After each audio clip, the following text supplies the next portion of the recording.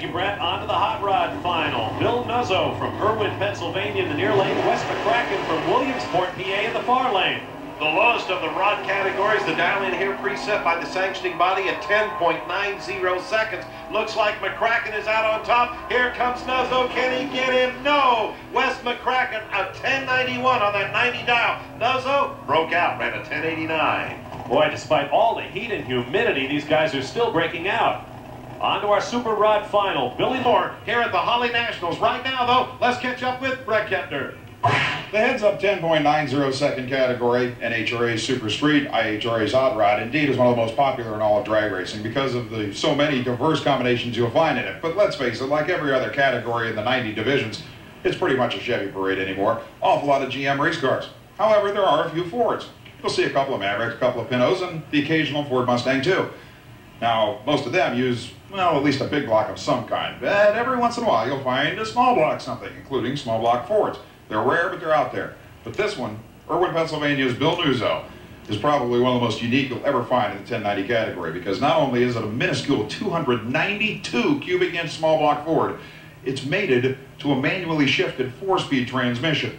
Now you might think to yourself, okay, it's neat, but this guy's out of his mind. It could never be competitive. This car's made it to national event final rounds. It's actually very competitive in IHRA's regional and national event trail.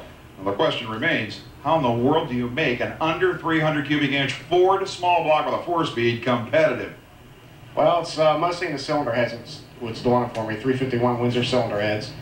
And that's really where your power's at. And the 4-speed tranny helps the small block motor get down the track quick. For sure, but it's one of the most inconsistent ways to run a race car. Well, with that Jericho tranny, I think it's pretty consistent. Yeah, but you still, I'm interested to know, do you actually figure out a way to practice racing this car? Because in order to be competitive in any kind of bracket racing with a manual transmission, you've got to be right there on every shift.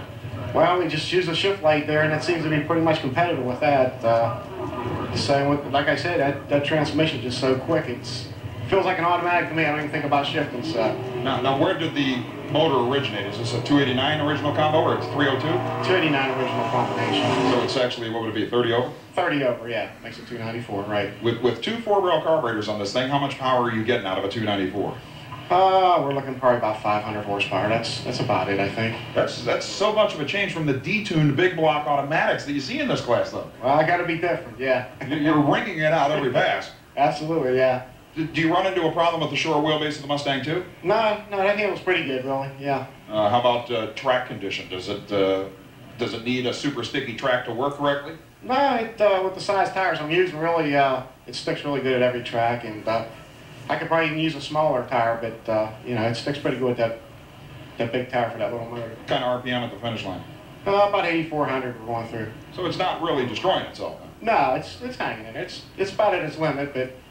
Do you run a throttle stop of any kind? Throttle stop after it hits 4th gear. We can't use it because of the gear changes. That's the only difficulty we have. As soon as we come into 4th gear, then we have a throttle stop come in. Idles like a dream. 294 cubic inches of small block Ford in that thing. Forget about the back bumper, by the way. Somebody backed into him recently, and he says the car actually enjoys the less weight. But one thing's for sure, if this thing ever wins a national event, we'll be the first to tell you about it, because that will be history in the 1090 class.